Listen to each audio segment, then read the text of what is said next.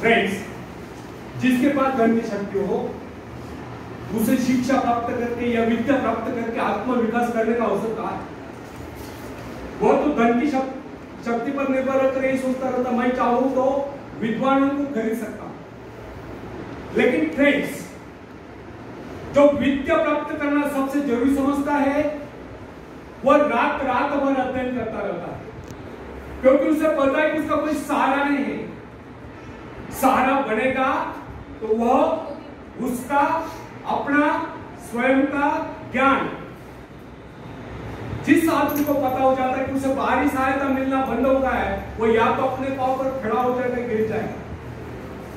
वास्तविक उस समय उसे बहुत ही कठोर परिश्रम की आवश्यकता महसूस होती है।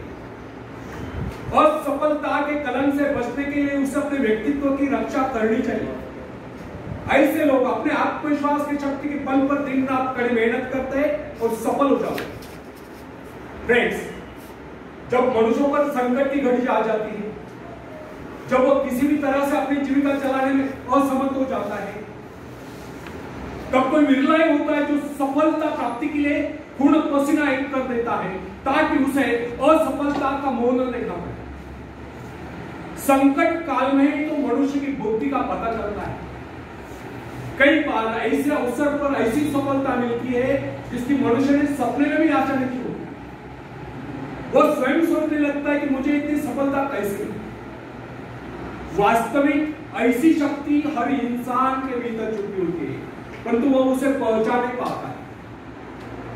जैसे वह संकटों से घिर जाता है, वैसी यह शक्ति बाहर निकलकर उसकी सहायता करने आ जाती है। जो काम इससे पहले वह संभव समझ रहा था, वही काम पूरे होने लगते हैं।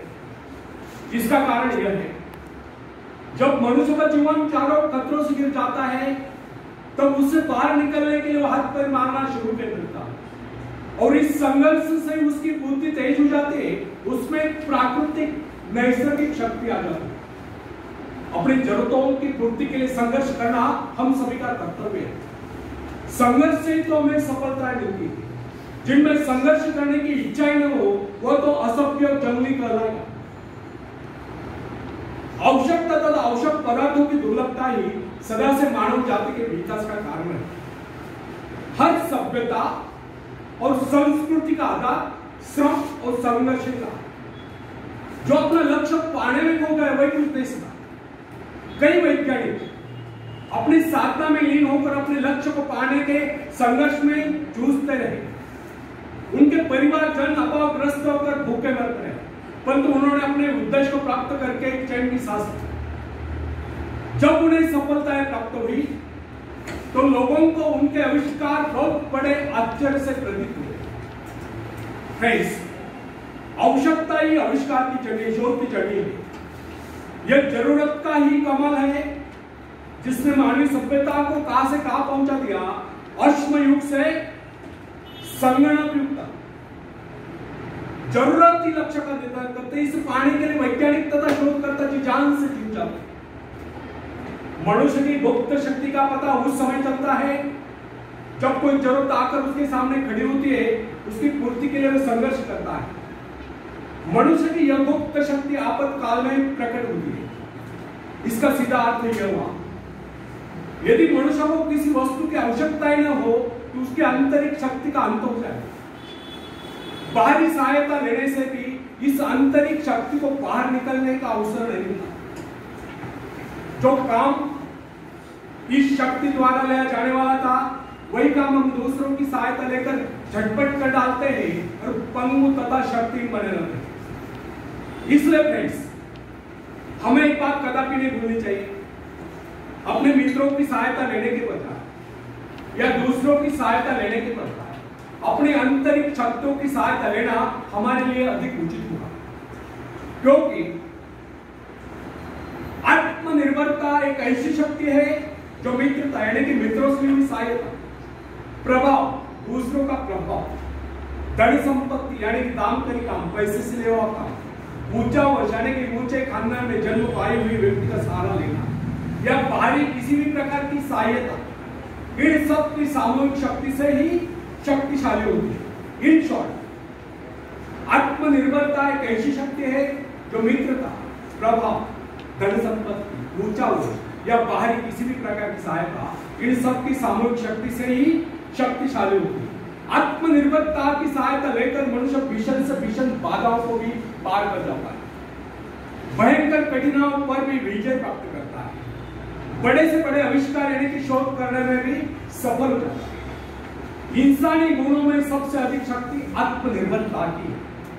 जो इंसान अपने सहारे जीता है, जो अपने बल पर चलता है, जो अपने लक्ष्य पर चट्टान की भांति डटा हुआ है, जो बाधाओं को सामने देखकर जरा भी विचलित नहीं हुआ, जिसे अपनी कार्य कुशलता और कर्म शक्ति पर पूरा विश्वास है, वही सफल होता है।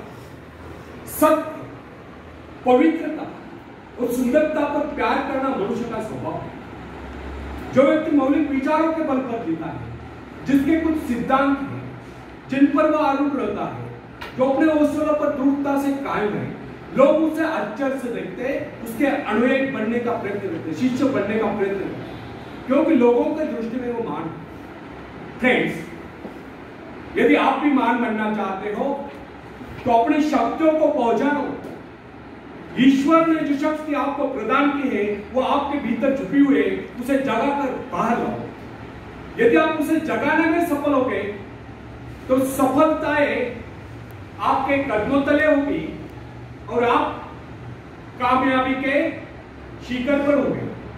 आखिरी में हरिवंश राय बच्चन जी की कविता में पेश करता हूं, आप भी मुझे साथ देंगे। लहरों से डरकर नौका पार नहीं होती, कोशिश करने वालों की कभी हार नहीं होती, कोशिश करने वालों की कभी हार नहीं होती। नन्ही चींटी जब दाना लेकर चलती है, चढ़ती दीवारों पर 100 बार फिसलती है। नन्ही चींटी जब दाना लेकर चलती है, चढ़ती दीवारों पर 100 बार फिसलती है। मन का विश्वास रगों में सांस भरता है, चढ़कर गिरना, गिरकर चढ़ना न करता है। आखिर उसकी मेहनत बेकार नहीं होती, कोशिश करने वालों की कभी हार नहीं होती। डुबकिया सिंधु में गोताखोर लगाता है, डुबकिया सिंधु में गोताखोर लगाता है, जा जाकर खाली हाथ लौट कर आता है। मिलते नहीं सोची मोती गहरे पानी में, मिलते नहीं सोची मोती गहरे पानी में, मुट्ठी उसकी खाली हर बार नहीं होती, कोशिश करने वालों की कभी हार नहीं होती, कोशिश करने वालों की कभी हार नहीं होती। और आखिरी पद आप सबके लिए बहुत इंपॉर्टेंट है, पूरे ध्यान से सुनो। असफलता एक चुनौती है, इसे स्वीकार करो। असफलता एक चुनौती है, इसे स्वीकार करो। क्या कमी रह गई देखो और सुधार करो। जब तक न सफल हो नींद चैन को त्यागो तुम, संघर्ष का मैदान छोड़कर मत भागो तुम। कुछ किए बगैर ही जय जयकार नहीं होती, कोशिश करने वालों की कभी हार नहीं होती, कोशिश करने वालों की